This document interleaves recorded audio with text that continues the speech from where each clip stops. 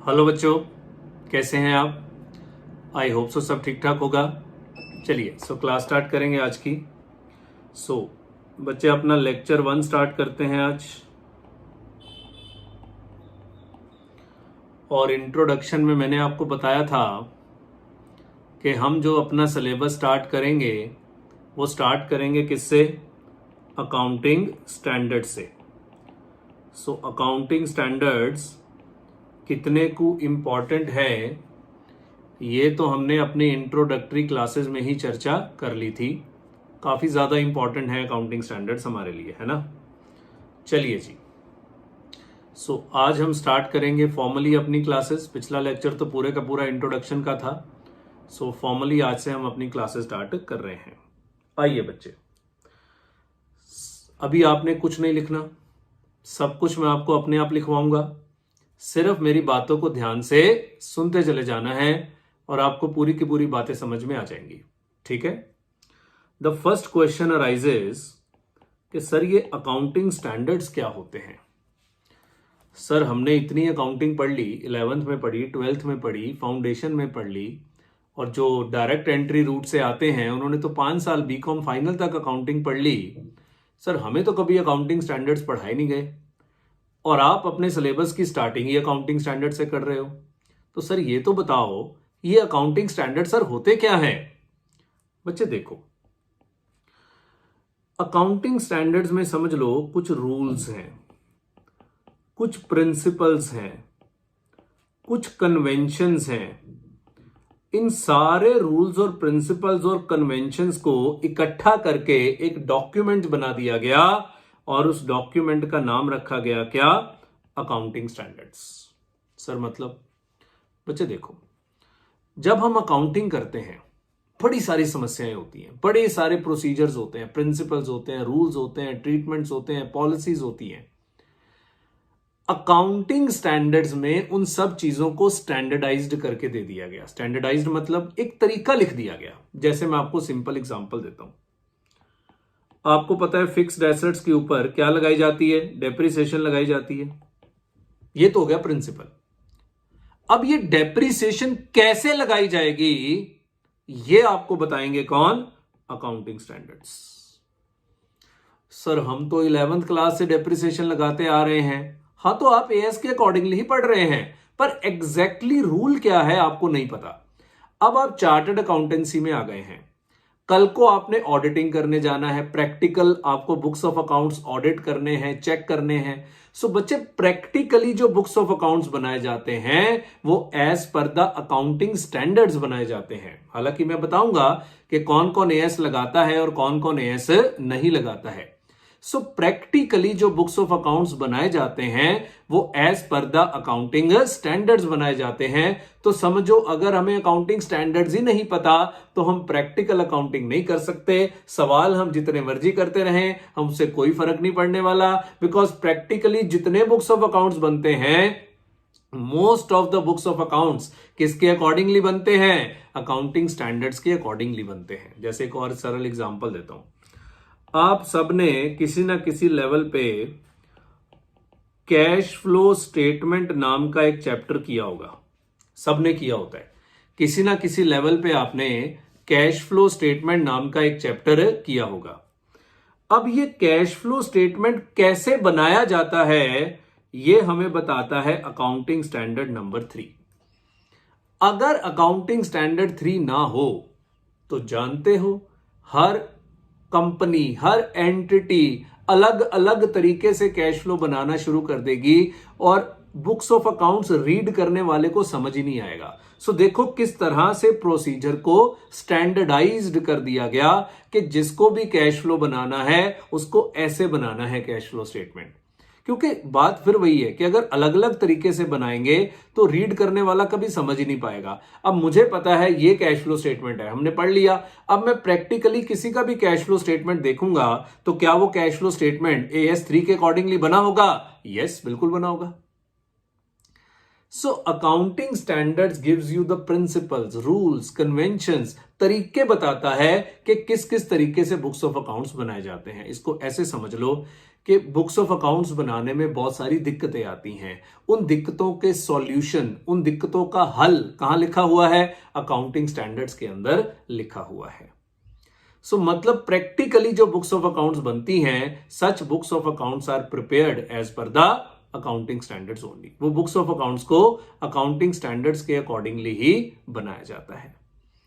इसलिए बच्चे बिना एएस पढ़े हुए आपकी अकाउंटिंग की पढ़ाई अधूरी है। और एक बात समझ लो, चार्टर्ड अकाउंटेंट्स जो होते हैं सबसे ज्यादा अकाउंटिंग स्टैंडर्ड्स इन्हीं को ही पढ़ाए जाते हैं। सो चार्टर्ड अकाउंटेंट्स को अकाउंटिंग स्टैंडर्ड्स का समझो स्पेशलिस्ट माना जाता है। और किसी भी स्ट्रीम में, चाहे आप सीएस कर लें, एमकॉम कर लें, सीएम में कर लें, कुछ भी कर लें, अकाउंटिंग स्टैंडर्ड्स इतने ज्यादा नहीं पढ़ाए जाते।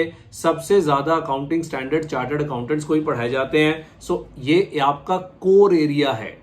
तभी देखो जो आपका कंपलसरी क्वेश्चन है वो किस सेगमेंट से आ रहा है? अकाउंटिंग स्टैंडर्ड से। इंस्टीट्यूट को भी पता है कि ये चार्टर्ड अकाउंटेंट का कोर एरिया है। जिस सीए को एएस नहीं आते वो सीए किसी काम का नहीं है इंस्टीट्यूट की नजर में। इसलिए इसको कंपलसरी क्वेश्चन में दिया गया, इसलिए इसको इतनी इंपॉर्टेंस दी जाती है। बात समझ में आती है कि अकाउंटिंग स्टैंडर्ड्स है क्या? मैंने सिर्फ इसको एक्सप्लेन करने की कोशिश करी है कि एग्जैक्टली अकाउंटिंग स्टैंडर्ड्स है क्या। क्लियर है? अगर मैं और फॉर्मली बात करूं तो अकाउंटिंग स्टैंडर्ड्स मोटा मोटा 4 चीजों के साथ डील करते हैं। ये तो मैंने बड़ा लूज तरीके से समझाया, अब फॉर्मल तरीके से बता रहा हूं कि अकाउंटिंग स्टैंडर्ड्स प्रमुख रूप से 4 बातों के साथ डील करते हैं। पहला होता है रिकॉग्निशन। कुछ नहीं लिखना, मैं सब कुछ लिखवाऊंगा। Recognition, measurement, presentation, disclosure. Recognition, measurement, presentation और डिस्क्लोजर 4 प्रमुख एरियाज हैं जिसके साथ अकाउंटिंग स्टैंडर्ड डील करते हैं। मतलब आप समझ लो कि जब मैं आपको अकाउंटिंग स्टैंडर्ड्स पढ़ाने शुरू करूंगा तो मैं इन 4 में से ही कुछ पढ़ा रहा होऊंगा। देखना, जब मैं समझाऊंगा आपको एएस, तो मैं आपको बताऊंगा कि मैं इन 4 में से ही आपको कुछ पढ़ा रहा हूं। अब ये क्या है? पहला आइटम जिसके साथ एएस डील करते हैं that is called recognition. Recognition का मतलब होता है कि बुक्स ऑफ अकाउंट्स में क्या क्या रिकॉग्नाइज करना है और क्या क्या रिकॉग्नाइज नहीं करना है। रिकॉग्निशन के बुक्स ऑफ अकाउंट्स में किस चीज को रिकॉर्ड करना है और किस चीज को रिकॉर्ड नहीं करना है। अब मैं अभी स्थिति में नहीं हूं कि आपको इन चीजों के एग्जांपल्स दूं। जैसे मान लो आप कोई फिक्स्ड एसेट्स खरीदते हैं, तो क्या फिक्स्ड एसेट्स को बुक्स ऑफ अकाउंट्स में रिकॉर्ड किया जाएगा? किया जाएगा तो कौन से कंडीशंस पूरे होने चाहिए? जैसे आपने एक बात जरूर पढ़ी होगी 12th क्लास में या बीकॉम में, 12th तो सबने करी होती है।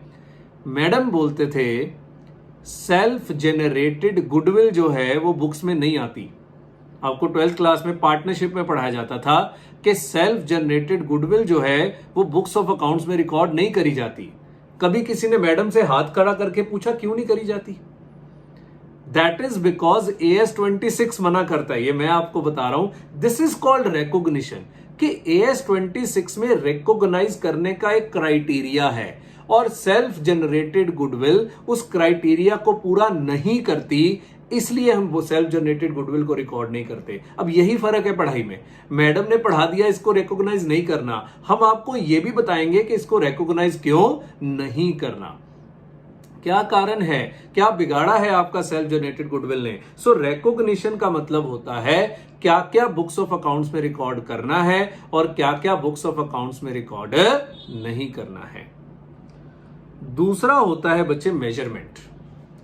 मेजरमेंट का मतलब होता है, रिकॉग्निशन ने बता दिया कि फिक्स्ड एसेट रिकॉर्ड करना है, मेजरमेंट होता है किस वैल्यू पे रिकॉर्ड करना है, कौन कौन सी अमाउंट इसमें ऐड करी जाएगी। जैसे आपको मैडम पढ़ाते हैं कि इंस्टॉलेशन के खर्चे फिक्स्ड एसेट्स में ऐड होते हैं।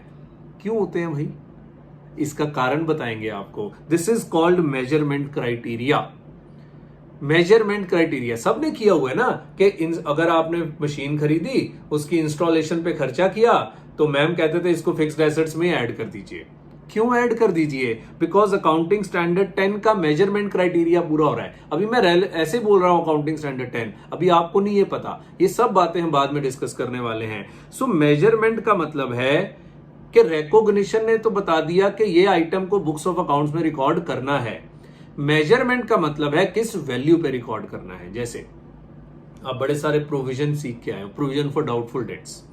अब प्रोविजन फॉर डाउटफुल डेट्स पता है अनुमान होते हैं, कितना नुकसान होगा, तो इसका कोई मेजरमेंट क्राइटेरिया भी तो होना चाहिए ना कि इसको मेजर कैसे करना है, वो भी आपको बताएंगे कौन?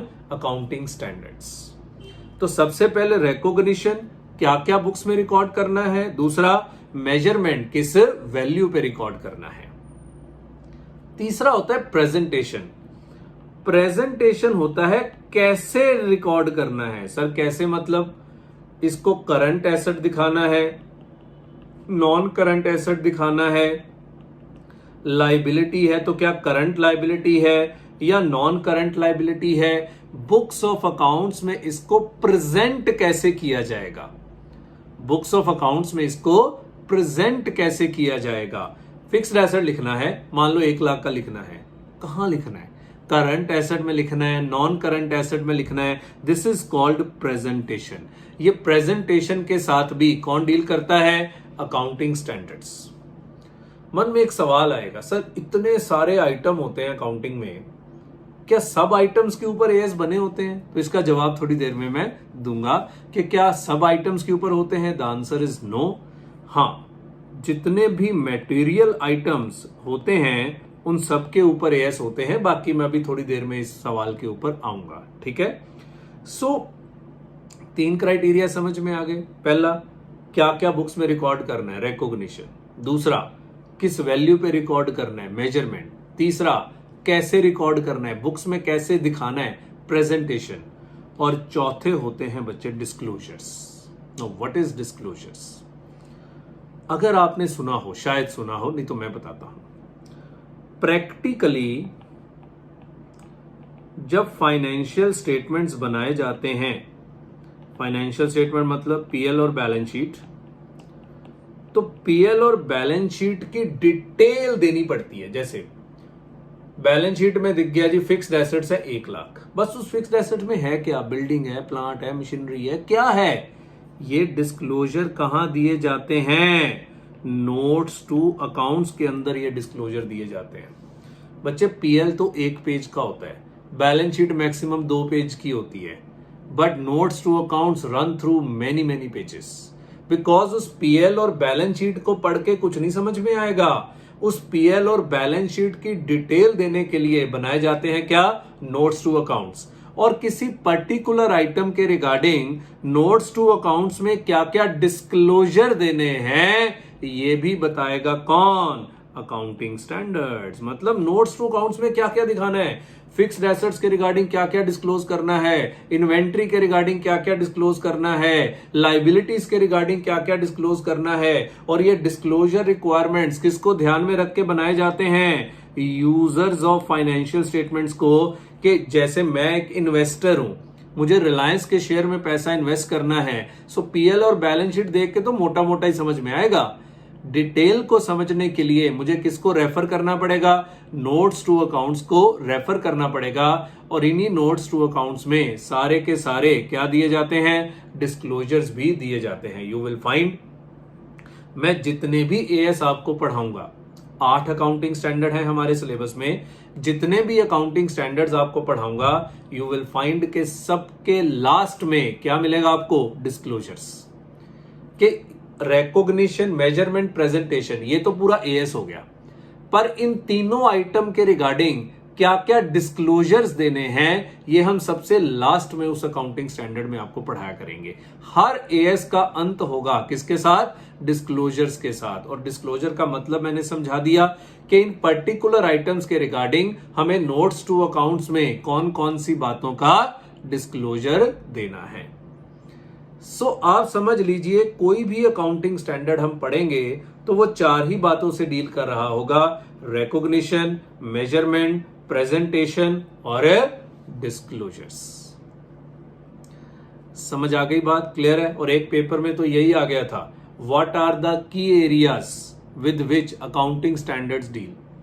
कौन कौन से डिफरेंट एरियाज हैं जिसके साथ आपके अकाउंटिंग स्टैंडर्ड्स डील करते हैं। और सिर्फ इतना सा ही क्वेश्चन देखो पेपर में आ जाता है। सीए पेपर्स की खासियत क्या है, यहां कुछ भी इंपॉर्टेंट नहीं है। मैं जो क्लास में पढ़ाऊंगा सब कुछ इंपॉर्टेंट है, कुछ भी आ जाता है पेपर में। बीकॉम और +2 में तो हमें इंपॉर्टेंट करने की आदत होती है ना, यहां कुछ इंपॉर्टेंट नहीं होता। मतलब मैं एक शब्द भी बोल रहा हूं तो हो सकता है उसके ऊपर वो 5 नंबर का क्वेश्चन बना के आपसे डिटेल पूछ लें। यही खास चीज है बच्चे सीए एग्जाम्स में, और थोड़ा ना है कि कवरेज हमें कंप्लीट रखनी पड़ती है। और जब हम क्लासेस स्टार्ट कर रहे हैं आज, तो यू विल फाइंड धीरे धीरे कि किस तरीके से हम कवरेज को पूरा करते हैं, किस तरीके से हम सारी बातों को आपके साथ डिस्कस करते हैं, और एक एक बारीक से बारीक बात भी नहीं छोड़ते हम लोग। समझ आ गया? तो किस किस के अकाउंटिंग स्टैंडर्ड्स क्या हैं पता लग गया। अकाउंटिंग स्टैंडर्ड कौन कौन सी बातों से डील करते हैं पता लग गया। नाउ द क्वेश्चन इज कि ये अकाउंटिंग स्टैंडर्ड्स आते कहां से हैं। लॉ पढ़ते हैं ना तो पता होता है लॉ तो सरकार बनाती है, कानून तो सरकार बनाती है। क्या ये अकाउंटिंग स्टैंडर्ड्स लॉ हैं? The answer is no. तो ये अकाउंटिंग स्टैंडर्ड्स कौन बनाता है? तो बच्चे हमारे देश में अकाउंटिंग स्टैंडर्ड्स बनाने की जिम्मेवारी दी गई है किसको? ICAI को, institute of chartered accountants of India accounting standards बनाता है। ICAI की एक बॉडी है called ASB। What is ASB? Accounting standard board. कुछ नहीं लिखना, सब लिखवा दूंगा। जब मैं समझा रहा हूंगा ना तो लगेगा कि सर आप इतना कुछ लिख दिए, हमें याद कैसे रहेगा? तो उसी के लिए ही तो नोट्स लिखवाने हैं भाई, याद रखने के लिए ही तो बाद में क्या लिखवाने हैं? नोट्स लिखवाने हैं। ठीक है, सो कुछ नहीं लिखना, मेरी जिम्मेवारी है। और चैप्टर एंड होने में ये नोट्स भी तो आपको मिल ही जाएंगे। ठीक है ना। सो ICAI की एक बॉडी है, कौन सी? Accounting standard board. ये अकाउंटिंग स्टैंडर्ड बोर्ड बच्चे अकाउंटिंग स्टैंडर्ड्स इंडिया में बनाता है। सर कितने अकाउंटिंग स्टैंडर्ड्स ICAI बना चुका है? बच्चे ICAI 1 से लेकर 29 तक अकाउंटिंग स्टैंडर्ड बना चुका है, पर इसमें से 2 नहीं है, एक्सेप्ट AS6 एंड AS8। मतलब इफेक्टिवली हमारे पास कितने अकाउंटिंग स्टैंडर्ड हैं? 27 नंबर ऑफ अकाउंटिंग स्टैंडर्ड्स हैं हमारे पास। सो AS6 नहीं है, AS8 नहीं है, AS1 2 3 4 5 7 9 10 11 12 13 14 ऐसे करके कहां तक है? 29 तक। 2 बीच में से हटा दिए गए और इफेक्टिवली हमारे पास 27 अकाउंटिंग स्टैंडर्ड्स हैं, जिसमें से हमारे सिलेबस में कितने हैं? 8 अकाउंटिंग स्टैंडर्ड्स हमारे सिलेबस में हैं। सर ग्रुप 2 में कितने हैं? आई थिंक सो ग्रुप 2 में शायद 12 हैं। 12 हैं तो सर ये तो 20 हो गए। तो सर बाकी जो ऊपर वाले 7 हैं वो नहीं आप लोगों को पढ़ाता इंस्टीट्यूट कहता है छोड़ो। सर वो CA फाइनल में है ना, CA फाइनल में तो अकाउंटिंग स्टैंडर्ड है ही नहीं, CA फाइनल में तो कुछ और है, वो करेंगे बात। सो ग्रुप 1 में 8 है, ग्रुप 2 में 12 या मैक्स 13 होंगे, इतने हुई हैं। वैसे ग्रुप 2 में इफेक्टिवली ज्यादा है, नाम 12 का ही आता है। ठीक है ना, वो ग्रुप 2 की बातें ग्रुप 2 में देखेंगे। फिलहाल इस 27 में से 8 अकाउंटिंग स्टैंडर्ड्स आपको मेरे साथ डिस्कस करने हैं।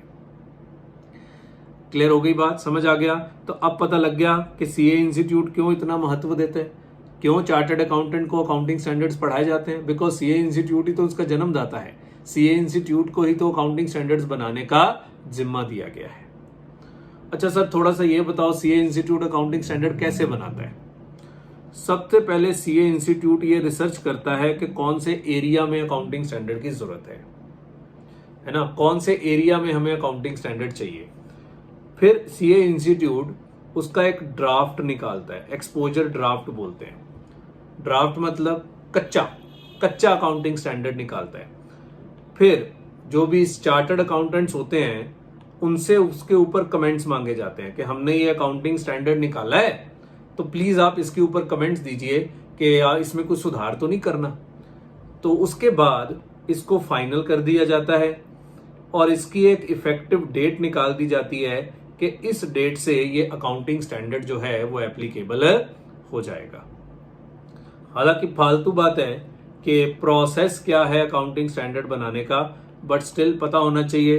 क्या ये लोग पेपर में पूछ लेंगे, कुछ नहीं पता कह सकते, इसलिए आपको सब कुछ पता होना चाहिए, चाहे वो प्रोसेस है चाहे वो जो भी है, ठीक है ना। सो हर बात अगर पता होगी तो हम लोग इनसे बढ़िया तरीके से लड़ाई कर पाएंगे, नहीं तो हम इनसे पिछड़ भी सकते हैं, ठीक है, समझ आ गया।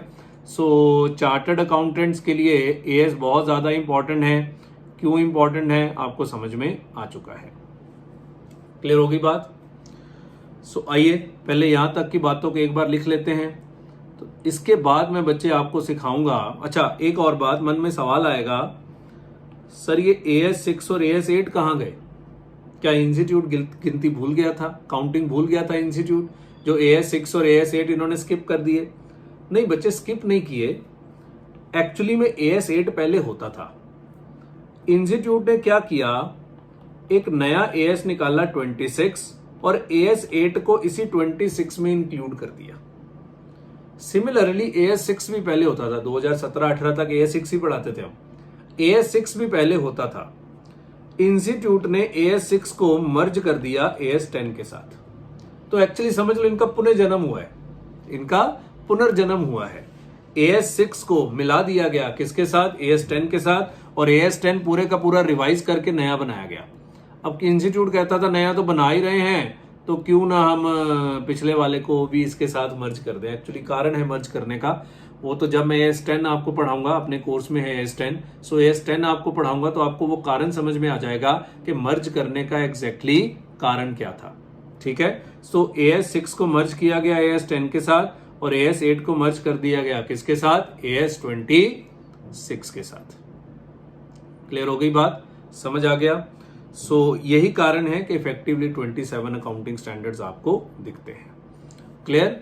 सो आइए पहले हम यहां तक की बातें लिख लेते हैं, फिर इसके बाद हम पढ़ेंगे एप्लीकेबिलिटी कि किस किस के ऊपर अकाउंटिंग स्टैंडर्ड लगते हैं, ठीक है। सो वो बात की बात है। अब आप हेडिंग बनाइए, पहला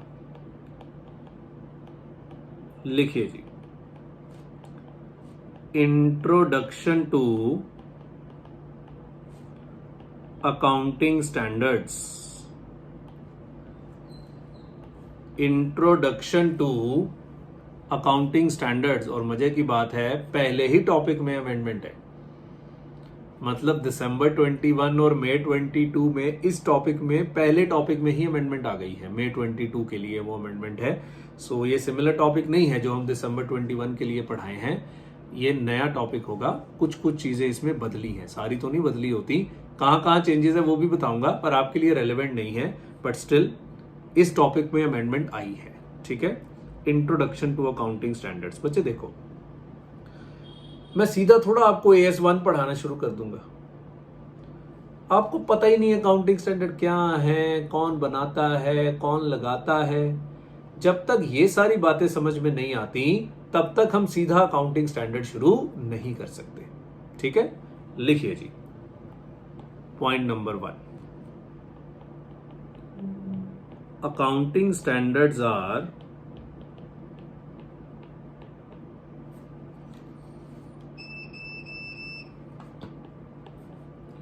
written policy documents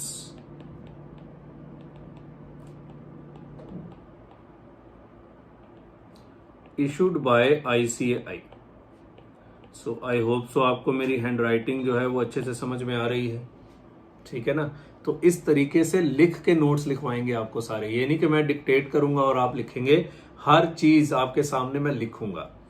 accounting standards are written policy documents issued by ICAI। Number 2, accounting standards deals with the following matters। Accounting standards deals with the following matters। सब पॉइंट A, रिकॉग्निशन। क्या था recognition, क्या क्या books में record करना है, that is when to recognise an item in the books of accounts. When to recognize an item in the books of accounts. B. Measurement.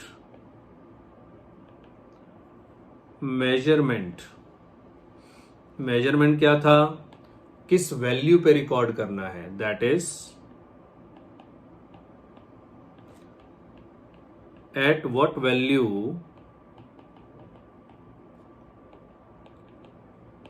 an item will be recorded in the books of accounts. At what value an item will be recorded in the books of accounts. C.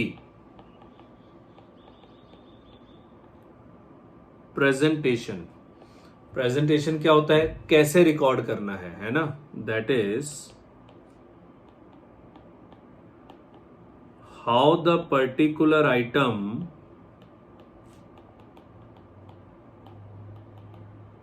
will be presented in books of accounts. How the particular item will be presented in books of accounts. And D. Disclosures.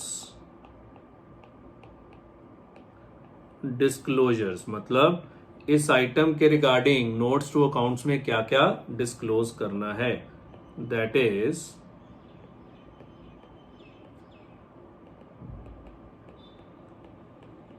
What disclosures are required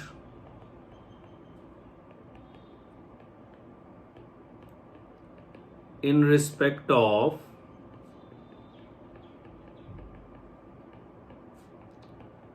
that particular item. What disclosures are required in respect of that particular item? किस particular item के regarding books of accounts में क्या क्या disclose करना है. Clear हो गई बात? लिखिए जल्दी. समझ में आ गया पढ़ाने का तरीका कैसे होगा? पहले मैंने पूरी की पूरी बात को समझा दिया, अच्छे से समझा दिया, अब उसको लिखवाऊंगा, फिर समझाऊंगा नई चीज, फिर इसको लिखवाऊंगा. अभी ये तो थ्योरेटिकल टॉपिक है, इसमें सम्स नहीं होते, सम्स तो आगे जाके स्टार्ट होंगे, एएस के सम्स होते हैं. ठीक है जी. सो रह गया है तो प्लीज पॉज करिए, ऊपर कर रहे हैं. चलिए पॉइंट नंबर 3. सो कौन बनाता है accounting standards? ICAI. In India, accounting standards are issued by ICAI. Full stop. ICAI has a body called accounting standard board, bracket में ASB, which formed the accounting standards. Which formed the accounting standards. Full stop. So far. अच्छा एक बात सुनो, रुको रुको रुको रुको रुको रुको. मैंने आपको बताया था कि 1 से लेकर 29 तक स्टैंडर्ड है, वो ठीक है, पर एक्चुअली में ICAI ने 1 से लेकर 32 तक स्टैंडर्ड निकाले थे. यस, 2007 में 30, 31 और 32 स्टैंडर्ड निकाला गया था. एक्चुअली में ICAI ने 1 से लेकर 32 तक अकाउंटिंग स्टैंडर्ड्स निकाले थे, पर बाद में 30, 31 और 32 को विड्रॉ कर लिया गया. तो क्या आज की डेट में 30, 31, 32 एग्जिस्ट कर रहे हैं? नहीं. 30, 31 और 32 को विड्रॉ कर लिया गया, इसलिए मैंने 29 ही आपको बोले थे, पर लिखते समय मैं लिखवा रहा हूं कि ICAI ने 1 से लेकर 32 तक स्टैंडर्ड बनाए थे, 30, 31, 32 को विड्रॉ कर लिया गया. ठीक है ना. सो फार ICAI has issued AS 1 to 32, out of which AS 30, 31 and 32 has been withdrawn. Out of which AS 30, 31 and 32 has been withdrawn, and AS 6 and AS 8 has merged with AS 10 and AS 26 respectively. Has merged with AS 10 and AS 26 respectively. So effectively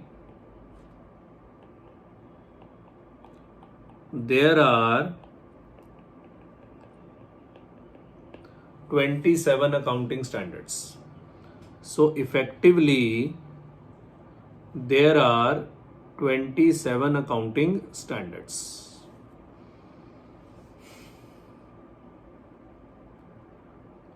clear है जी, समझ आ गया। सो effectively 27 हैं, और फिर बता रहा हूं आपके सिलेबस में कितने हैं। आपके सिलेबस में है इसमें से सिर्फ 8 अकाउंटिंग स्टैंडर्ड्स, तो आपको 8 ही पढ़ने हैं। इंस्टीट्यूट का छोटे बच्चे हैं, ग्रुप 1 में है, तो ज्यादा ना पढ़ाइए। नंबर 4, स्टैंडर्ड सेटिंग प्रोसेस, कि स्टैंडर्ड बनाए कैसे जाते हैं, जो मैंने बताया था ना ऊपर। ये कोई इतनी इंपॉर्टेंट बात नहीं है, बट स्टिल इनका कुछ नहीं पता होता, कहीं पूछ ना ले। स्टैंडर्ड सेटिंग प्रोसेस क्या है, कि इंस्टीट्यूट कैसे स्टैंडर्ड बनाता है। तो सबसे पहले इंस्टीट्यूट क्या करता है, आइडेंटिफिकेशन ऑफ एरिया, कि इंस्टीट्यूट देखता है किस एरिया में हमें अकाउंटिंग स्टैंडर्ड की जरूरत है। जैसे आपने एक लाइव स्टॉक वर्ड पढ़ा होता है, घोड़े गधे, है ना, उसको आजकल बायोलॉजिकल एसेट्स बोलते हैं। उसके ऊपर कोई अकाउंटिंग स्टैंडर्ड है नहीं, तो इंस्टीट्यूट सोच रहा है कि उसके ऊपर अकाउंटिंग स्टैंडर्ड कैसे लेके आए। This is called identification of area.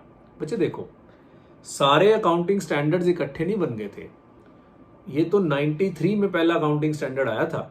93 में उसकी एप्लीकेबिलिटी डेट थी, बन तो पहले ही गया था। 93 में AS1 आया था।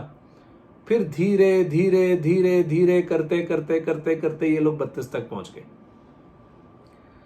सो ये इकट्ठे नहीं आते कभी। जैसे जैसे इंस्टीट्यूट को लगता है कि हाँ हमें इस पर्टिकुलर आइटम के ऊपर अकाउंटिंग स्टैंडर्ड की जरूरत है, वैसे वैसे इंस्टीट्यूट जो है वो अकाउंटिंग स्टैंडर्ड इशू करता रहता है। सो इकट्ठे नहीं अकाउंटिंग स्टैंडर्ड जारी होते कभी। तो सबसे पहले एरिया को आइडेंटिफाई करिए कि किस एरिया में आपको अकाउंटिंग स्टैंडर्ड चाहिए। ठीक है, अगला काम, इंस्टीट्यूट एक ग्रुप क्रिएट करता है, स्टडी ग्रुप, जो उसके ऊपर रिसर्च करता है। ठीक है ना, constitution of study group, constitution of study group, के इंस्टीट्यूट एक स्टडी ग्रुप क्रिएट करता है कि आप लोग इस आइटम के ऊपर रिसर्च करना शुरू करिए। ठीक है, फिर इंस्टीट्यूट ड्राफ्ट अकाउंटिंग स्टैंडर्ड बनाता है। ड्राफ्ट मतलब कच्चा, ठीक है ना, preparation of draft and it's circulation, preparation of draft and it's circulation. तो इंस्टीट्यूट ड्राफ्ट अकाउंटिंग स्टैंडर्ड जारी करता है, कच्चा अकाउंटिंग स्टैंडर्ड जारी करता है, और फिर इसके ऊपर डिफरेंट डिफरेंट बॉडीज के राय मांगता है। अभी जनरल पब्लिक की राय नहीं मांग रहा, इसकी अपनी बॉडीज होती है, इंस्टीट्यूट की रिव्यू कमेटीज होती हैं, उनके रिव्यूज मांगे जाते हैं। ठीक है ना, ascertainment of views of different bodies, ascertainment of views of different bodies on draft। different bodies, इनकी अपनी बॉडीज हैं, उसके रिव्यू मांगता है, और उनके रिव्यूज लेने के बाद ये ड्राफ्ट को फाइनलाइज करता है। Finalisation of exposure draft. और आपने ऊपर तो 4 स्टेप बताए थे, वो 4 ही हैं, पर 5 नंबर लेने हैं ना, तो उसको छोटे छोटे में तोड़ रहे हैं। अभी भी वो एक्सपोजर ड्राफ्ट ही है, पर इंस्टीट्यूट की तरफ से वो फाइनल है। अब ये इसको जनरल पब्लिक के लिए खोलेगा, हम लोगों को बोलेगा कि इसके ऊपर कमेंट दीजिए, comment received on exposure draft, comments received on exposure draft. इस इंस्टीट्यूट बोलेगा कि एक्सपोजर ड्राफ्ट के ऊपर कमेंट दीजिए, फिर हम लोग इस पे कमेंट देते हैं, सर आपने दिए हैं कभी, अब फालतू हैं और कोई काम नहीं है। कुछ लोग देते होंगे, जो बड़े बड़े फर्म्स होते हैं वो लोग देते हैं।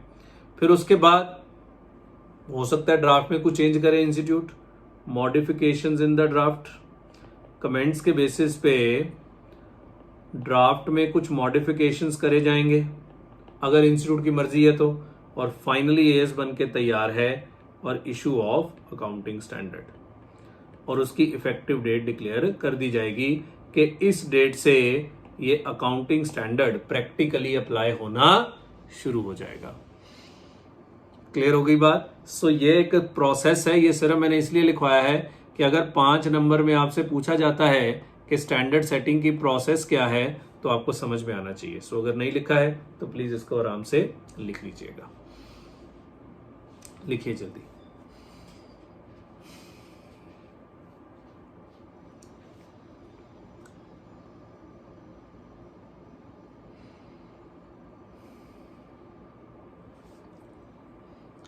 ओके है जी, पॉज करिए, ऊपर करेंगे।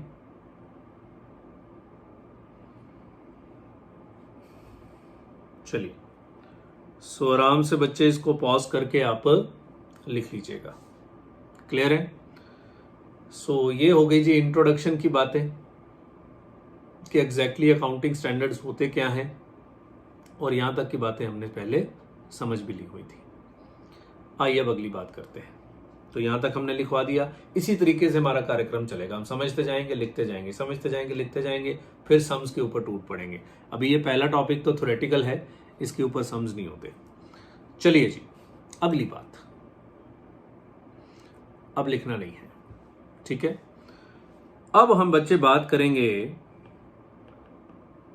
Applicability of accounting standards. Applicability of accounting standards कि एग्जैक्टली हमारे देश में अकाउंटिंग स्टैंडर्ड लगाता कौन है। सर मेरे घर के बाहर दुकान है, वो भी अपनी अकाउंट बुक्स बनवाता होगा, या छोटी मोटी फैक्ट्री है हौजरी की मेरी, सर हमने तो कभी अकाउंटिंग स्टैंडर्ड लगाए नहीं। सर अकाउंटेंट आता है, वो पीएल बैलेंस शीट बना देता है और हम अपनी इनकम टैक्स की रिटर्न भर देते हैं। सर आप तो कह रहे हो अकाउंटिंग स्टैंडर्ड के बिना कोई बुक्स ही नहीं बनती। सर हमने तो कभी एएस लगाए नहीं। मैंने सर अपने पापा से भी बात करी कि आपने कभी एएस लगाए हैं? पापा कहते जी वो क्या होते हैं। तो सर ये तो बताओ कि अकाउंटिंग स्टैंडर्ड लगते किस पे हैं सर? ये तो बता दिया अकाउंटिंग स्टैंडर्ड क्या होते हैं। अभी तक मैंने आपको क्या एक्सप्लेन किया है कि what is accounting standards, accounting standards होते क्या हैं, पर अब ये लगाएगा कौन, ये भी तो पता होना चाहिए। सो अब हम बात करेंगे बच्चे इसकी एप्लीकेबिलिटी को लेके। ध्यान से मेरी बात को सुनिएगा। एप्लीकेबिलिटी के लिए जो भी आपकी एंटिटीज हैं उसको 2 हिस्सों में बांटा गया है। पहले हैं बच्चे कंपनीज और दूसरे हैं नॉन कंपनीज, और ये अमेंडेड पोर्शन है, इस पोर्शन में अमेंडमेंट है। एप्लीकेबिलिटी ऑफ अकाउंटिंग स्टैंडर्ड्स के ऊपर अमेंडमेंट है, और ये अमेंडमेंट किसके लिए एप्लीकेबल है? मई 22 एंड ऑनवर्ड्स के लिए एप्लीकेबल है। अगर कोई दिसंबर 21 वाला बच्चा देखेगा तो उसके लिए ये अमेंडमेंट एप्लीकेबल नहीं है, उसके लिए जो हमने पढ़ाया हुआ है पहले वही एप्लीकेबल है, ठीक है। सो एंटिटीज को या बिजनेसेस को 2 हिस्सों में बांटा गया, एक कंपनीज और दूसरे नॉन कंपनीज। तो हम आपको पढ़ाएंगे पहले कि कंपनीज के ऊपर अकाउंटिंग स्टैंडर्ड लगते हैं कि नहीं लगते हैं, और फिर आपको पढ़ाएंगे कि जो नॉन कंपनीज जैसे पार्टनरशिप फर्म, चैरिटेबल ट्रस्ट, एलएलपीज, इनके ऊपर अकाउंटिंग स्टैंडर्ड्स लगते हैं या नहीं लगते हैं, ठीक है। सो आइए पहले बात करते हैं कि कंपनीज के ऊपर एएस लगते हैं कि नहीं लगते हैं। तो सुनिए बच्चे ध्यान से। बच्चे कंपनीज एक्ट के अंदर एक सेक्शन है, आई थिंक 129, एक मिनट में देखूं, हाँ वही है। कंपनीज एक्ट के अंदर सेक्शन है 129। अब देखो मैं लॉ तो पढ़ाता नहीं हूं, ये सेक्शन किसका है? कंपनीज एक्ट 2013 का। कंपनीज एक्ट 2013 का सेक्शन 129 कहता है कि हर कंपनी के लिए बुक्स ऑफ अकाउंट्स बनाने मैंडेटरी हैं। हर कंपनी के लिए बुक्स ऑफ अकाउंट्स बनाने मैंडेटरी हैं and such books of accounts will be prepared as per the accounting standards. Such books of accounts will be prepared as per the accounting standards. कि ये जो books of accounts बनाए जाएंगे ये as per the accounting standards ही बनाए जाएंगे। तो क्या कंपनीज के ऊपर अकाउंटिंग स्टैंडर्ड्स मैंडेटरी हैं? यस, मैंडेटरी हैं। किसने मैंडेटरी करे हैं? कंपनी लॉ ने मैंडेटरी करे हैं। लॉ कहता है हर कंपनी के लिए बुक्स ऑफ अकाउंट्स बनाना मैंडेटरी है and such books of accounts will be prepared as per the accounting standards. कि ये बुक्स ऑफ अकाउंट्स उसको किसके अकॉर्डिंगली बनाने हैं? अकाउंटिंग स्टैंडर्ड्स के अकॉर्डिंगली बनाने हैं। तो समझ लो कंपनीज को तो एएस फॉलो करने ही पड़ते हैं। तभी तो दो हिस्सों में बांटा। नॉन कंपनीज पे उतने ज्यादा स्ट्रिक्ट नहीं है, पर कंपनीज के ऊपर बहुत स्ट्रिक्टनेस है। लॉ ने ही मैंडेटरी कर दिया कि जितने भी अकाउंटिंग स्टैंडर्ड्स हैं आपको लगाने पड़ेंगे। मैंने कहा जी एक बात बताओ, कौन से अकाउंटिंग स्टैंडर्ड्स? मन में सवाल आएगा ये क्या मतलब हुआ, कौन से अकाउंटिंग स्टैंडर्ड? बच्चे एएस भी बड़ी तरह के हैं। कल को मैं अपनी तरफ से एएस बना के छाप दूं और कहूं जी ये एएस है। और वैसे आपको बता दूं एक आईसीएआई के एएस हैं, एक आपके ऑडिटिंग के भी स्टैंडर्ड्स होते हैं, ऑडिटिंग स्टैंडर्ड्स भी होते हैं, एक इनकम टैक्स के भी स्टैंडर्ड्स हैं, आईसीडीएस बोलते हैं इसको, income computation and disclosure standards. और अभी सेबी सोच रहा है अपने अलग से स्टैंडर्ड निकालने का। और एक इंड एएस भी पढ़ाऊंगा आपको, ये भी स्टैंडर्ड्स हैं। बड़ी तरह के तो स्टैंडर्ड्स हैं। सर कौन से अकाउंटिंग स्टैंडर्ड्स कंपनी पे लगते हैं? तो कंपनी लॉ ने बोला जो सेक्शन 133 के अंदर लिखे गए हैं वो वाले अकाउंटिंग स्टैंडर्ड्स कंपनी पे एप्लीकेबल हैं। सो मैं सेक्शन 133 के पास गया, मैंने कहा जी बताओ कौन से अकाउंटिंग स्टैंडर्ड्स कंपनीज पे एप्लीकेबल हैं? वो कह रहा है वो वाले अकाउंटिंग स्टैंडर्ड्स जो कंपनी अकाउंटिंग स्टैंडर्ड रूल्स के अंदर लिखे गए हैं और जो नोटिफाइड हैं बाय NFRA, वो वाले अकाउंटिंग स्टैंडर्ड्स कंपनी पे एप्लीकेबल होंगे। दोबारा सेक्शन 129 कहता है हर कंपनी के लिए बुक्स ऑफ अकाउंट्स बनाने मैंडेटरी हैं and such books of accounts will be prepared as per accounting standards. Now the question is कौन से अकाउंटिंग स्टैंडर्ड्स? सो वो वाले अकाउंटिंग स्टैंडर्ड जो सेक्शन 133 में है। सो मैंने 133 से पूछा बताओ कौन से अकाउंटिंग स्टैंडर्ड्स? माफ करिएगा जोर ज्यादा लग गया। सो 133 ने बोला वो वाले स्टैंडर्ड्स जो कंपनी अकाउंटिंग स्टैंडर्ड रूल्स में लिखे गए हैं। बच्चे एक लॉ होता है, एक लॉ के रूल्स होते हैं, आप लॉ के अंदर पढ़ोगे, लॉ के रूल्स होते हैं। रूल्स में ये एएस लिखे गए हैं और वो कौन से एएस हैं? वो आईसीएआई के एएस नहीं हैं, वो वाले एएस हैं जो नोटिफाइड बाय NFRA यानी कि नफरा द्वारा नोटिफाइड हैं। सर ये नफरा कौन है? National financial reporting authority, this is called NFRA. Law कहता है अगर कंपनीज पे कोई अकाउंटिंग स्टैंडर्ड अप्लाई कराने हैं तो पहले नफरा उसको नोटिफाई करेगा। सर मतलब आईसीएआई ने स्टैंडर्ड बनाया, वो कंपनी के ऊपर एप्लीकेबल नहीं होगा? नहीं होगा। तब तक एप्लीकेबल नहीं होगा जब तक NFRA उसको नोटिफाई नहीं कर देता। ये जानबूझ के किया गया है। भारत सरकार की एक मिनिस्ट्री है MCA, ministry of corporate affairs, ये नफरा उसकी कमेटी है। तो भारत सरकार कहती हम कंपनीज के एएस का मामला अपने हाथ में रखना चाहते हैं, आईसीएआई के हाथ में नहीं देना चाहते। अगर आईसीआई के हाथ में दे दिया तो आईसीआई जैसे ही एएस बनाएगा कंपनीज को लगाना पड़ेगा। वो कह रहा नहीं ऐसे नहीं होगा, आईसीएआई जी तुम एएस बनाओगे तुम ही, नफरा नहीं एएस बनाएगा तो आईसीएआई ही, पर अगर कंपनीज पे लगाना है तो उसको नफरा द्वारा नोटिफाई होना पड़ेगा, तब वो एएस कंपनीज के ऊपर लगेगा। सर बताइए नफरा कितने नोटिफाई कर चुका है? वही 1 से लेकर 29 सारे एएस नफरा ने नोटिफाई करे हुए हैं, उन्हीं 2 को छोड़ के, एक्सेप्ट एएस 6 और एएस 8। और अब मैं आपको बताता हूं 30, 31, 32 क्यों विड्रॉ किया गया, बिकॉज नफरा ने उसको नोटिफाई ही नहीं किया था। उसका भी कारण था जो 2 लेक्चर बाद बताऊंगा कि नफरा ने 30, 31, 32 को नोटिफाई क्यों नहीं किया था। क्योंकि नफरा ने नोटिफाई नहीं किया तो आईसीआई ने उसको विड्रॉ ही कर लिया। आईसीआई ने इशू कर दिए थे पर वो कंपनीज पे कभी एप्लीकेबल ही नहीं हुआ, क्योंकि नफरा ने उसको नोटिफाई नहीं किया, आईसीआई ने उसको विड्रॉ कर लिया। समझ आ गई बात? तो आईसीआई ने जितने स्टैंडर्ड्स बना रखे हैं, नफरा ने आज तक तो सारे नोटिफाई करे हैं 30, 31, 32 को छोड़ के, जिसको बाद में आईसीआई ने भी विड्रॉ कर लिया। अच्छा, नफरा के पास ताकत है कि वो आईसीएआई के बनाए हुए स्टैंडर्ड्स को चेंज भी कर सकता है। 2011 में नफरा ने इस ताकत 2008 में नफरा ने इस ताकत का इस्तेमाल किया था पहली बार, पहले भी किया था 2008 में तो जबरदस्त किया था।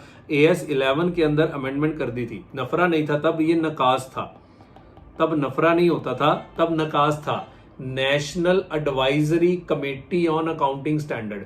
अब नकास को खत्म करके नफरा बना दिया गया, तो मैं नकास तो लिखवाऊंगा नहीं, हम तो नफरा ही लिखेंगे। नकास को खत्म करके नफरा बना दिया गया। 2008 में नकास ने एएस 11 में एक भयंकर चेंज किया था, आईसीआई ने नहीं किया था, आपकी कमेटी नकास ने चेंज कर दिया था। तो नफरा के पास ताकत है कि वो इन अकाउंटिंग स्टैंडर्ड्स को चेंज कर सकते हैं, और समय समय पे जब जरूरत होती है तो इस ताकत का इस्तेमाल करते भी हैं।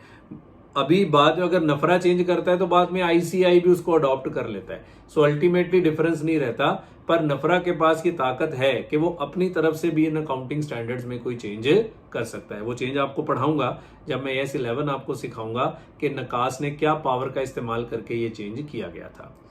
समझ आ गई बात? सो अकाउंटिंग स्टैंडर्ड रूल्स हैं जी, उसके अंदर एएस लिखे हुए हैं जी, और वो नोटिफाइड बाय नफरा है, और वही अकाउंटिंग स्टैंडर्ड्स कंपनीज के ऊपर लगते हैं। अगर वो नोटिफाई नहीं है तो कंपनीज के ऊपर वो एएस नहीं लग सकता। सो इन शॉर्ट, क्या कंपनीज के लिए एएस मैंडेटरी हैं? यस। कौन से? जो कंपनी अकाउंटिंग स्टैंडर्ड रूल्स में लिखे हैं, जो नोटिफाइड बाय नफरा हैं। ये वही एएस हैं जो आईसीआई ने बनाए हैं, बस एक एक्स्ट्रा स्टेप है कि इसको नफरा द्वारा क्या कराना पड़ेगा, नोटिफाई भी कराना पड़ेगा।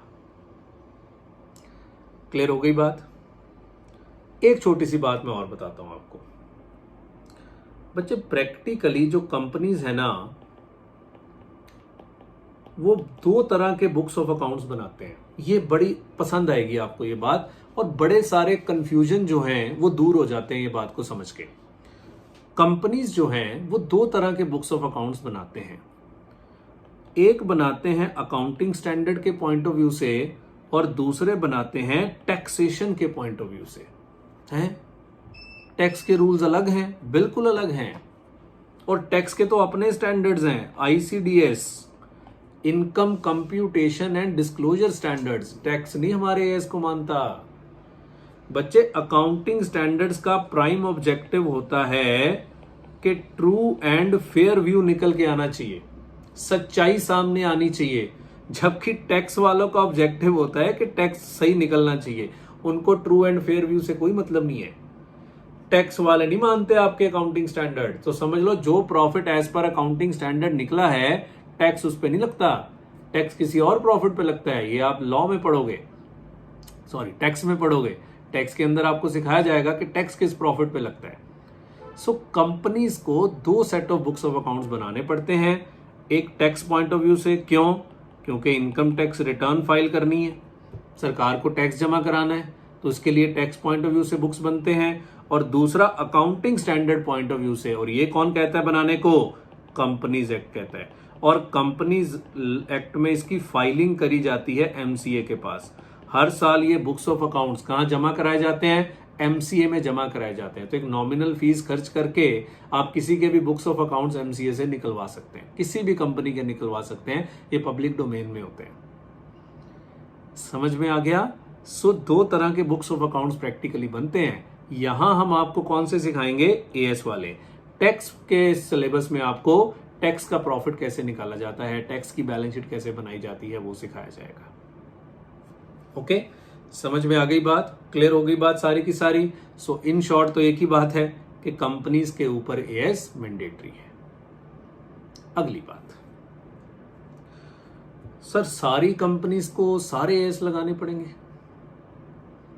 सर कुछ तो बहुत ही छोटी कंपनी होती है, उनको माफी नहीं दी गई है। एएस लगाने के लिए कंपनीज को फर्दर दो हिस्सों में बांटा गया है। एएस लगाने के लिए कंपनीज को फर्दर दो हिस्सों में बांटा गया है। एक है नॉन एसएमसीज और एक है एसएमसीज। अब इसमें अमेंडमेंट है, ये है as per company accounting standard rules 2021। जब अकाउंटिंग स्टैंडर्ड रूल्स पहली बार बनाए गए थे तो ये 2006 में बनाए गए थे।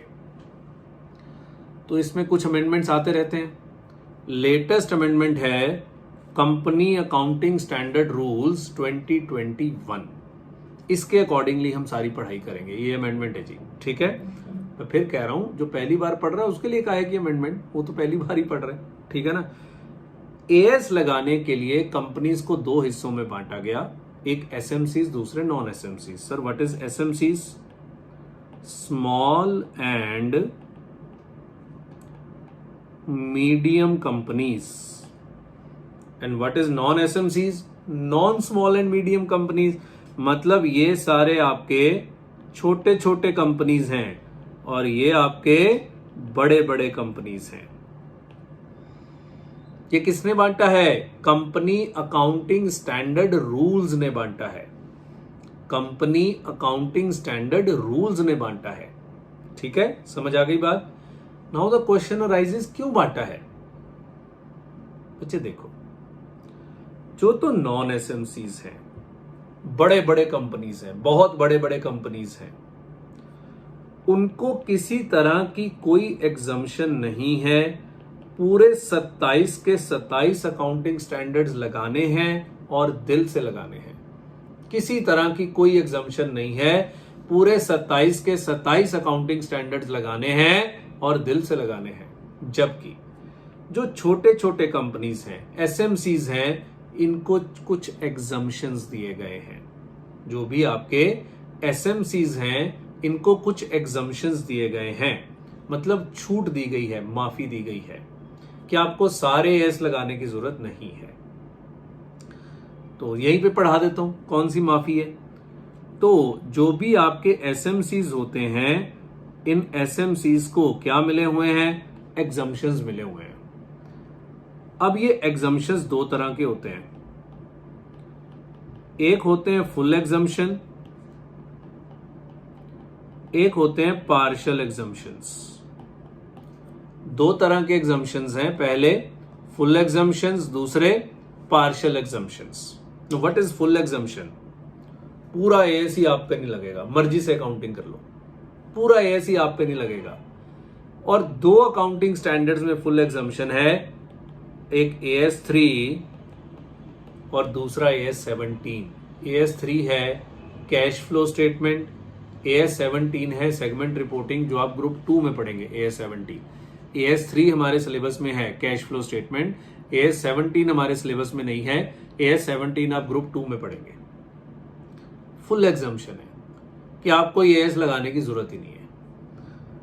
पार्शियल एग्जम्पशन का मतलब होता है कि आप पे एएस तो लगेगा पर पूरा नहीं लगेगा, कोई छोटी मोटी एग्जम्पशन है। अब ये किस में है? AS 15, 19, 20, 28 और 29। ये बच्चे सिर्फ नाम याद करने हैं आपको, क्या एग्जम्पशन है ये नहीं याद करना आपको, क्योंकि ये तो जब हम एएस पढ़ते हैं तभी देखते हैं, पर आपको ये नाम लर्न करने पड़ेंगे, ये नंबर लर्न करने पड़ेंगे। सो AS 15, 19, 20, 28 और 29 में पार्शियल एग्जम्पशन है, मतलब कुछ प्रोविजंस की एग्जम्पशन दी गई है। जैसे AS 19 में वो कहता है आपको डिस्क्लोजर्स देने की जरूरत नहीं है। AS 28 और 29 में भी कहता है आपको डिस्क्लोजर्स देने की जरूरत नहीं है। AS 15 और 20 में अलग तरह के एग्जम्पशंस हैं।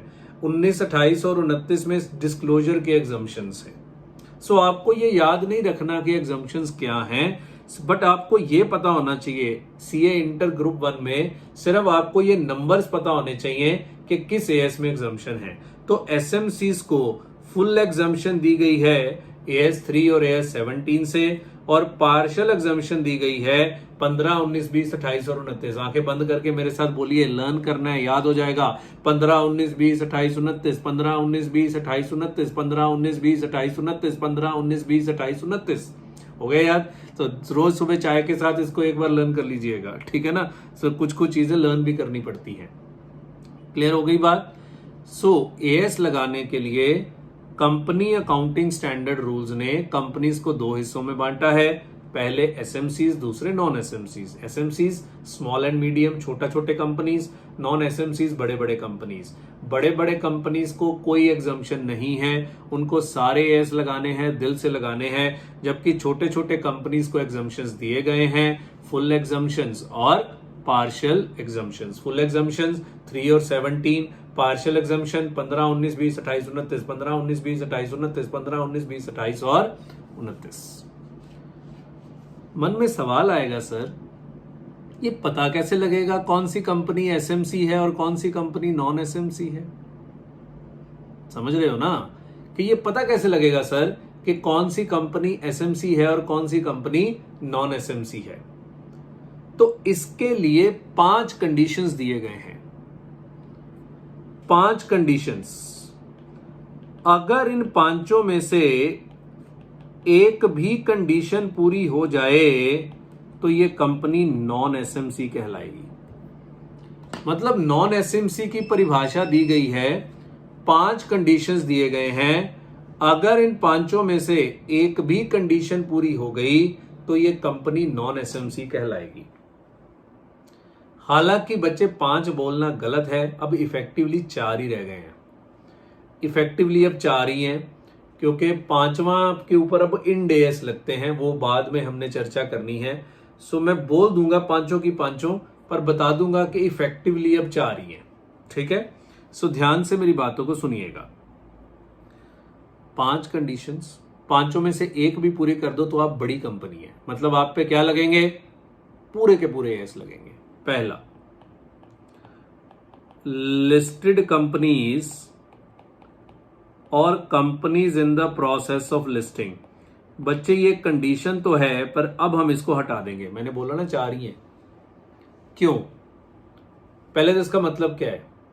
देश में जितनी भी लिस्टेड कंपनियां हैं, कहां शेयर बाजार में लिस्टेड है, वो सब बड़ी बड़ी कंपनियां हैं।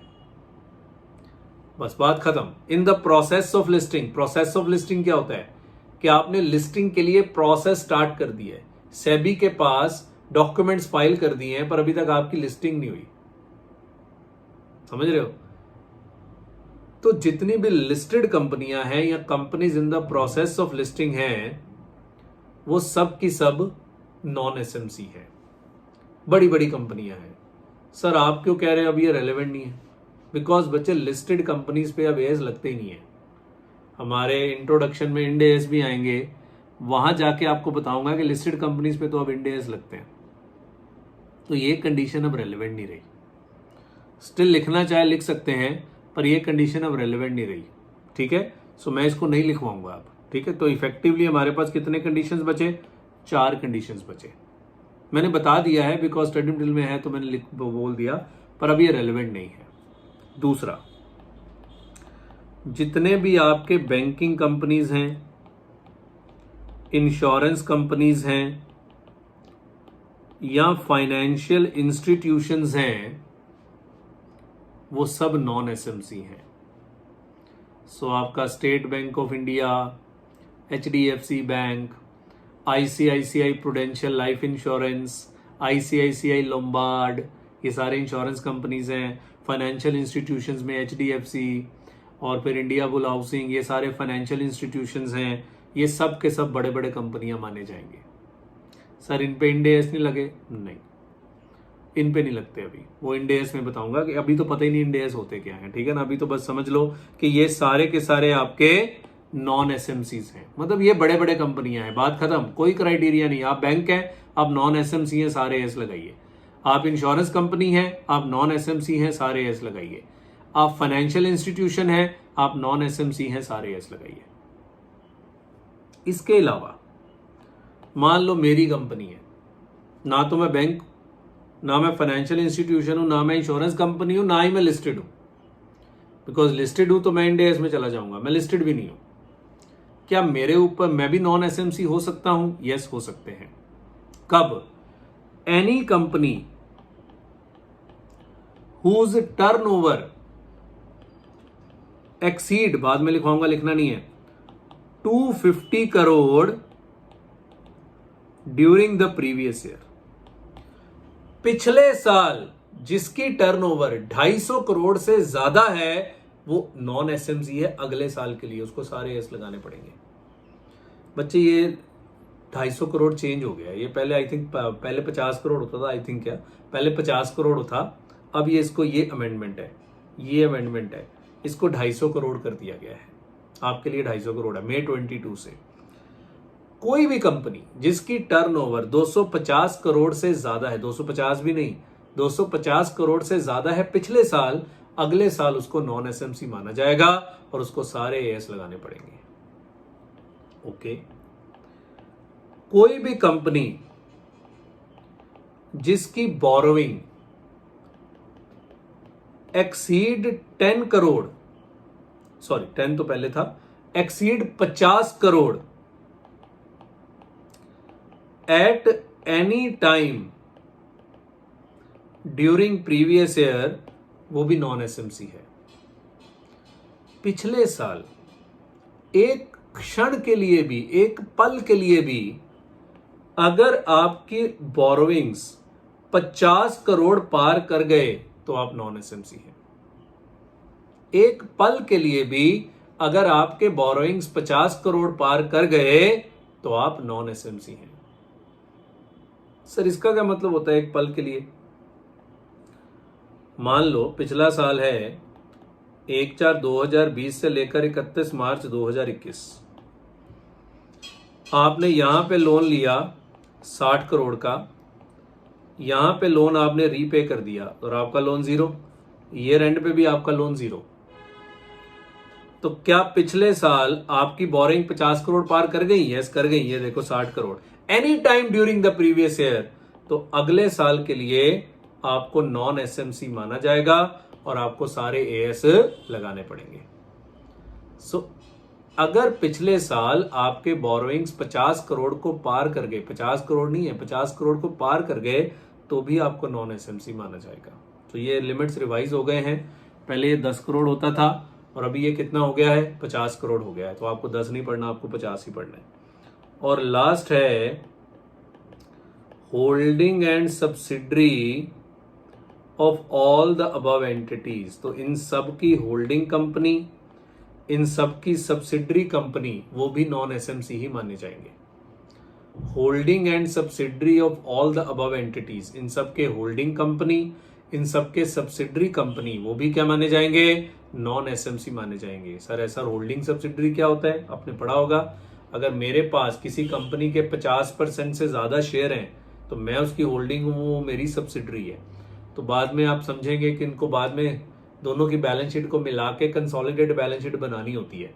तो दोनों के ऊपर अगर सेम एएस नहीं लगे होंगे तो वो कंसोलिडेशन करने में दिक्कत आती है। अभी छोड़ दो उसको, अब ये समझ लो कि आप अगर इस 3 कैटेगरी में फॉल कर गए तो आपकी जितनी भी होल्डिंग कंपनीज है, होल्डिंग वैसे एक ही होती है, सब्सिडरीज बहुत सारे हो सकते हैं, सबको नॉन एसएमसी माना जाएगा और सबको क्या लगाने पड़ेंगे? अकाउंटिंग स्टैंडर्ड्स ही लगाने पड़ेंगे। क्लियर है? And what is non SMC, what is SMC? भाई अगर इनमें से कोई भी कंडीशन पूरी नहीं हो रही तो वो कंपनी क्या मानी जाएगी? एसएमसी। ना तो आप लिस्टेड हो, मतलब आप अनलिस्टेड कंपनी हो, आप बैंक भी नहीं हो, इंश्योरेंस कंपनी भी नहीं हो, फाइनेंशियल इंस्टीट्यूशन भी नहीं हो। पिछले साल आपकी सेल 250 करोड़ से कम थी, पिछले साल आपकी बोरिंग भी 50 करोड़ से कम थी। तो आप नॉन एसएमसी इस साल माने जाओगे। और अगर आप नॉन एसएमसी हैं तो आप क्या क्लेम कर सकते हैं, एग्जम्पशंस को क्लेम कर सकते हैं। If you are non SMC तो आप एग्जम्पशंस को क्लेम कर सकते हैं। क्लियर है बात, समझ आ गया। सो ये था जी हमारा कंपनीज के ऊपर एएस लगाने का क्राइटेरिया, कि कंपनीज के ऊपर कैसे एएस लगते हैं, जिसमें रिसेंटली अमेंडमेंट हुई कंपनी अकाउंटिंग स्टैंडर्ड रूल्स 2021 के जरिए इसमें अमेंडमेंट्स करे गए हैं। ओके जी, समझ आ गई बात। सो अब आपको समझ में आ गया कि कौन सी कंपनी एएस लगाएगी और कौन सी कंपनी एएस नहीं लगाएगी। वैसे तो सारी कंपनी एएस लगाएंगी, बस किसी को माफी है और किसी को कोई माफी नहीं है। तो मैं लिस्टेड वाला क्राइटेरिया लिखवाऊं कि ना लिखवाऊं?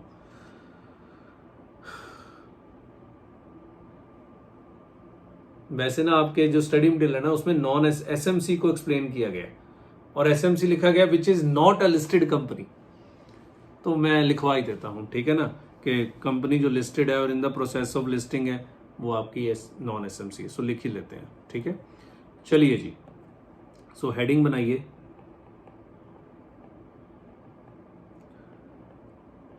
Applicability of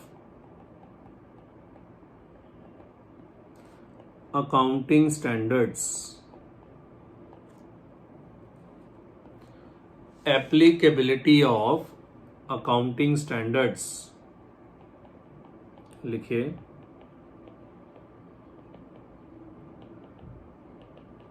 for applicability of as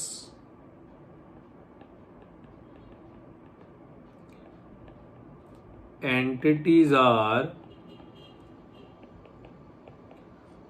divided into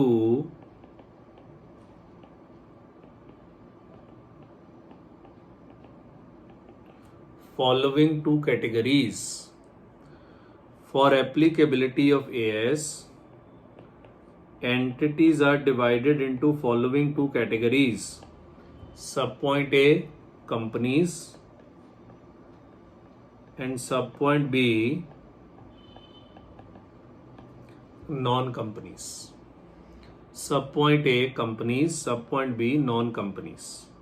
heading बनाइए,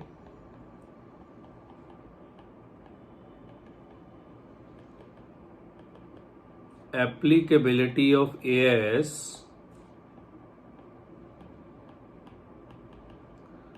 on companies. Applicability of AS on companies. तो अब मैं कंपनीज के रिगार्डिंग सारी बातें लिखवा रहा हूं जो जो पढ़ाई हैं। पहली बात क्या थी कि सेक्शन 129 कहता है कि हर कंपनी को बुक्स ऑफ अकाउंट्स बनाने हैं और एज पर अकाउंटिंग स्टैंडर्ड्स ही बनाने हैं। लिखिए, as per section 129 of Companies Act 2013, every company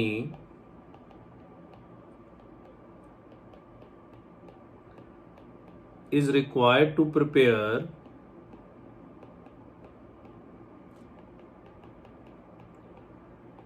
books of accounts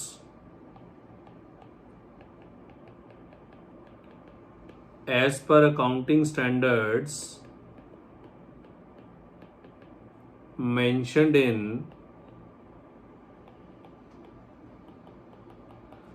company accounting standard rules. अब मैं उस चक्करों में नहीं पढ़ूंगा कि सेक्शन 133 वाले लगाइए, मैंने सीधा लिखवा दिया कि कंपनीज के ऊपर कौन से एएस लगते हैं, जो कहाँ मेंशन है, कंपनी अकाउंटिंग स्टैंडर्ड रूल्स में मेंशन है। हालांकि समझाते हुए मैंने ऐसे बोला था कि 129 कहता है जो 133 में मेंशन है, 133 कहता है जो रूल्स में मेंशन है, ठीक है ना। तो मैंने सीधा लिखवा दिया, 133 को हटा दिया, लॉ थोड़ा पढ़ रहे हैं। Next, only the accounting standards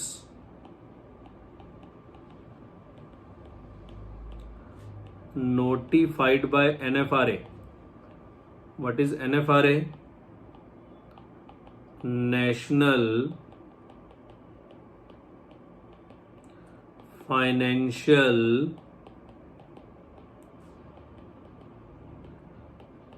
Reporting Authority. only the accounting standards notified by NFRA will be applicable on companies. Only the accounting standards notified by NFRA will be applicable on companies. Star लगा के लिखिए. So in short, accounting standards are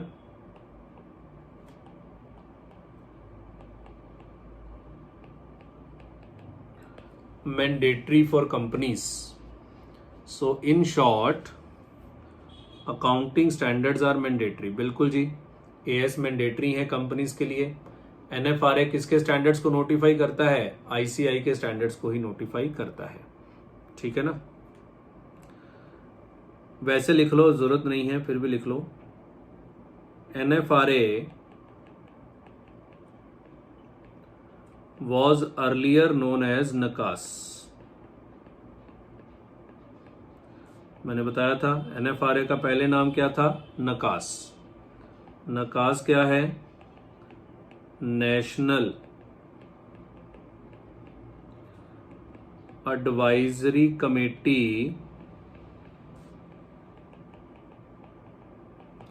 on accounting standards. क्योंकि बच्चे जो notify करे हुए हैं वो नकास नहीं करे हुए हैं, और कंपनी लॉ ने लिख दिया है कि जितने एएस नकास ने नोटिफाई करे हैं, नफरा उसको एज इट इज अडॉप्ट कर रहा है. ठीक है, इसलिए हमें दोनों नाम पता होने चाहिए. सो नफरा द्वारा नोटिफाइड स्टैंडर्ड्स लगेंगे, और नफरा अभी तक या नकास कितने स्टैंडर्ड्स नोटिफाई कर चुका है? 1 to 29, except AS6 and AS8. So far NACAS bracket में NFRA has notified AS 1 to 29 of ICAI except AS6 and AS8. NACAS has notified AS 1 to 29 of ICAI. Clear है जी? समझ में आ गया? अगली बात वही है कि AS लगाने के लिए कंपनीज को दो हिस्सों में बांटा गया है. For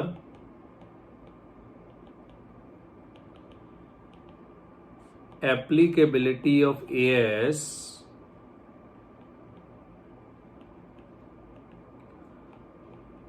companies are divided into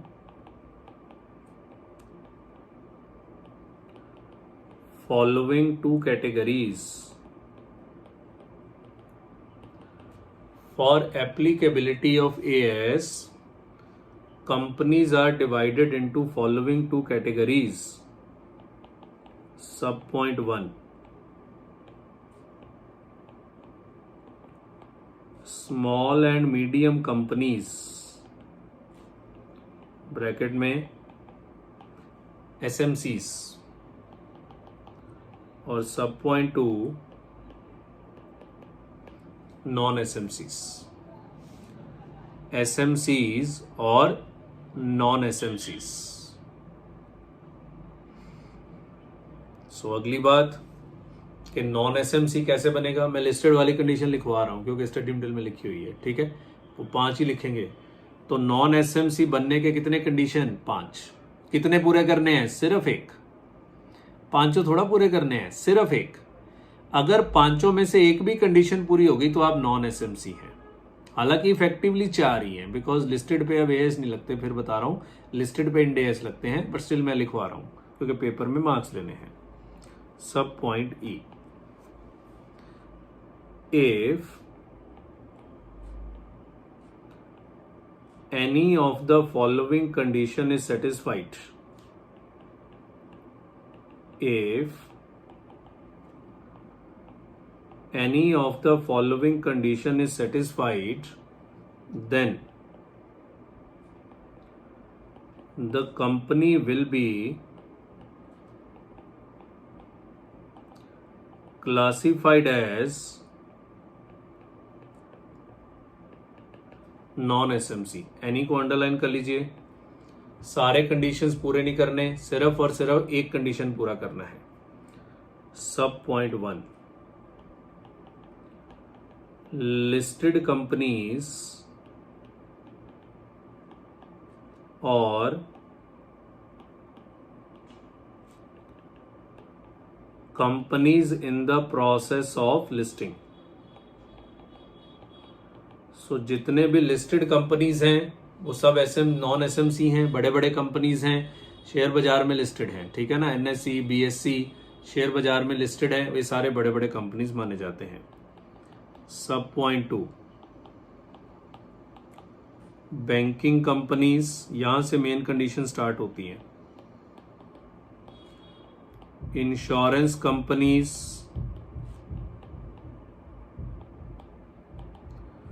and financial institutions. Banking companies,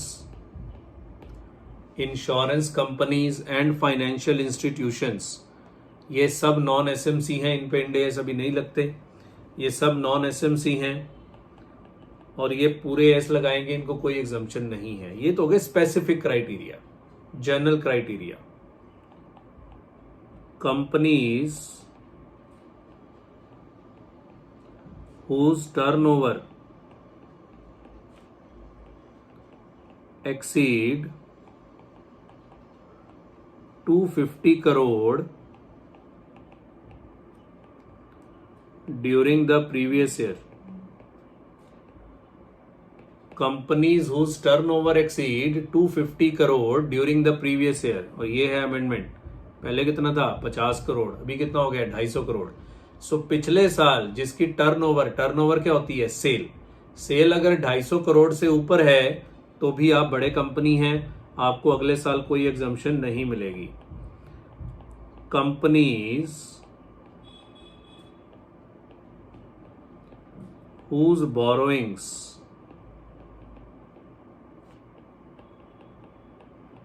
exceed 50 crore at any time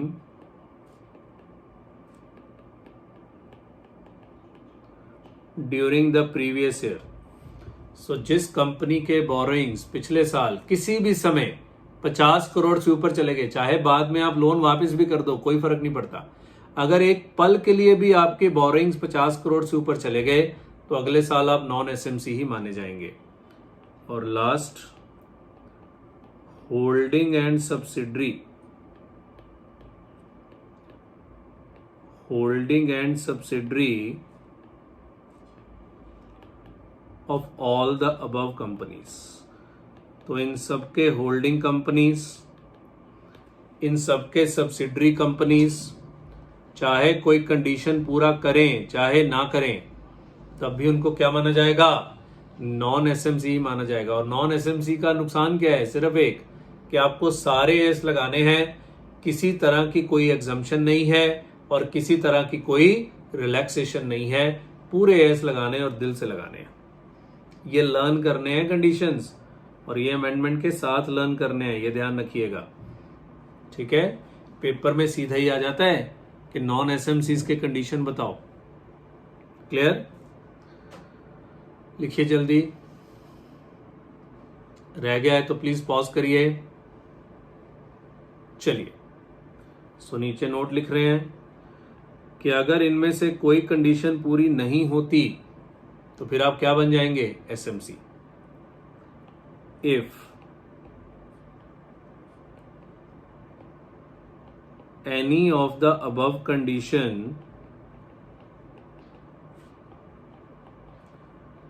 is not satisfied, then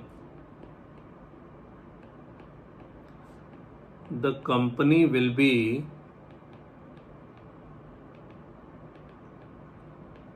classified as SMC. Then the company will be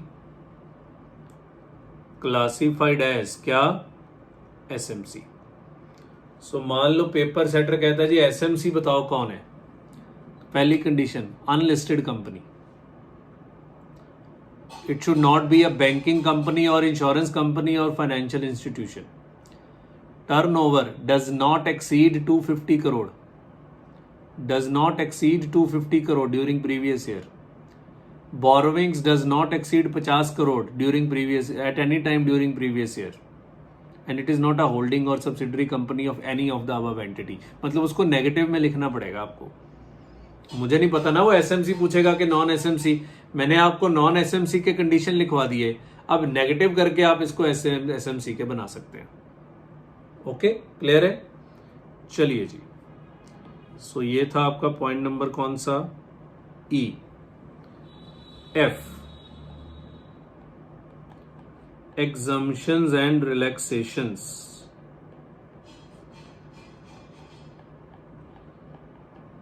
exemptions and relaxations, तो ये वही है कि इनको क्या क्या एग्जम्पशंस मिलेंगे।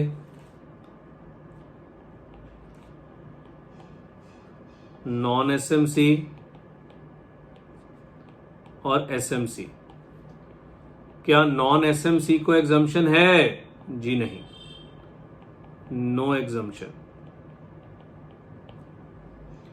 क्या एसएमसी को एग्जम्पशन है? यस, दो तरह के एग्जम्पशन है। पहला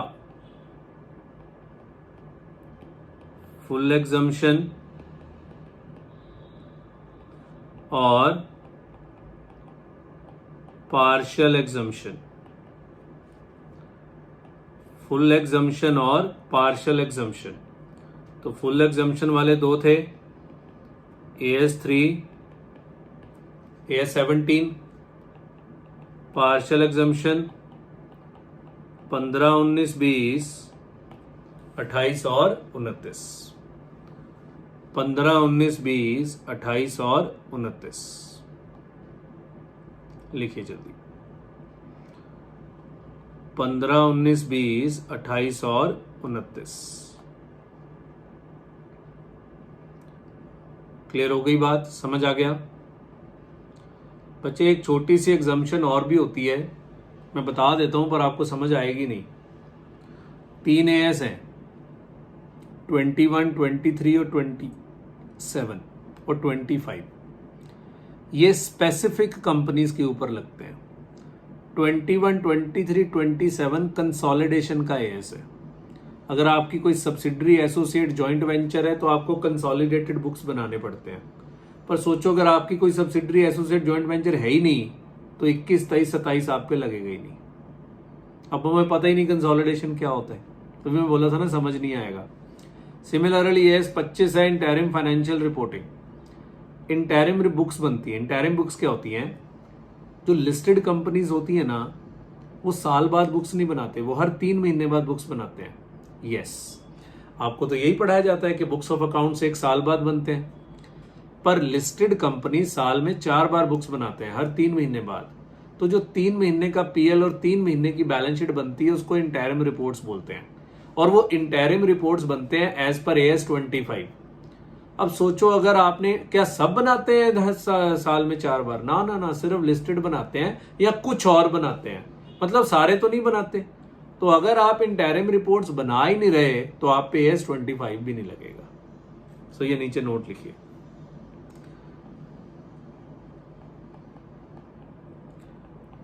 कंपनीज आर या company is also exempted from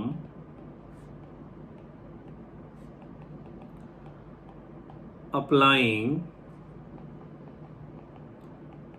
AS 21, 23, 27 if it is not required to prepare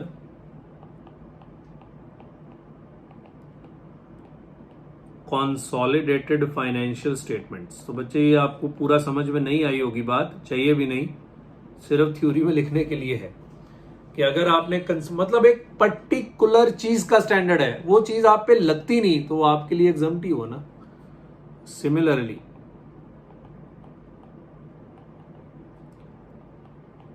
if company is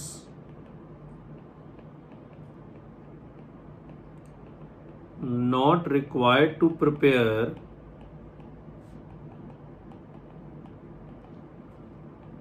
interim reports, then AS 25 is also exempted. सो अगर आपको इंटरम रिपोर्ट्स भी नहीं बनाने तो AS 25 भी आपके लिए एग्जम्प्टेड है, बना लीजिए। सो अगर ये रह गया है तो ऊपर से आराम से बना लीजिए। पॉज करिए, ऊपर करेंगे। चलिए, सो ये मैंने आज आपको बच्चे AS का पूरा इंट्रोडक्शन दे दिया। कंपनीज के ऊपर कब AS लगते हैं, कब कौन सी कंपनी पूरे AS लगाएगी, किस किस को एग्जम्पशन है, किस किस को एग्जम्पशन नहीं है, वो सारी बातें डिस्कशन हो गया। और आज की क्लास हम यहीं पे खत्म करते हैं, बिकॉज अब हमें इसके बाद नॉन कंपनीज के बारे में पढ़ना है कि नॉन कंपनीज अकाउंटिंग स्टैंडर्ड्स कैसे लगाते हैं, उनके ऊपर मैंडेटरी है या नहीं है। कंपनीज का तो पता लग गया कि कंपनीज के लिए तो अकाउंटिंग स्टैंडर्ड्स मैंडेटरी हैं, पर नॉन कंपनीज का हमें पढ़ना पड़ेगा। ठीक है जी। सो चलिए आज की क्लास खत्म करते हैं। आज का होमवर्क यही है कि आप इसको रिवाइज करके आइएगा। ठीक है, बहुत बहुत धन्यवाद।